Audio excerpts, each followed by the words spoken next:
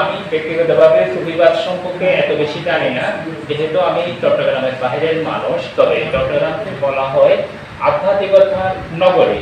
আমি যেটুকু দেখেছি এই শহরকে, এই চট্টগ্রামের সাথে পীর আউলিয়াদের ইতিহাস একেবারে অদ্ভুতভাবে জড়িত। অর্থাৎ চট্টগ্রামের যে কালচার সংস্কৃতি, এটা অনেকটা পীর আউলিয়াদের সাথে হয়ে গেছে। কেননা এই চট্টগ্রামের অনেক জায়গার নাম পাওয়া যায় এই পীর আউলিয়াদের কারণে, তারা আসার কারণে নামগুলো এই পীর আউলিয়াদের নামের মাধ্যমে হয়ে গেছে।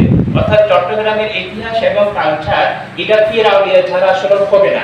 এটা শুধু ধর্মীয় আর আধ্যাত্মিকতার বিষয় না, এই পীর আউলিয়াটা হচ্ছে চট্টগ্রামের ঐতিহ্য, ইতিহাস বলা যায়। আমরা জানি সুদূর সে আরব থেকে, এবং কি যে মুসা আউলিয়া যিনি সুদূর ইয়েমেন থেকে এসেছিলেন, অর্থাৎ যেহেতু তিনি আরব ছিলেন তার মানে তার ভাষা নিশ্চয় আরবি ছিল।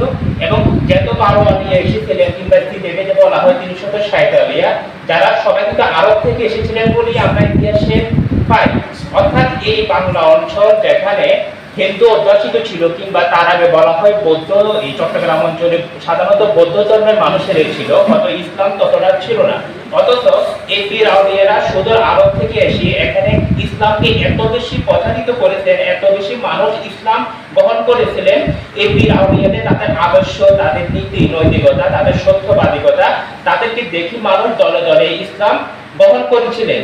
অথচ আমরা দেখি আজকে বিশ্বে যেসব ইসলামী দল বলেন, সংগঠন বলেন, জঙ্গিবাদ বলেন, যে বাদশাহী বলেন, তাদের কারণে কিন্তু ইসলামের কর্মপ্রকার হয়েছে, মানে ইসলাম প্রচারিত হয়েছে এমন কোন দৃষ্টান্ত তো পাওয়া যাবে না।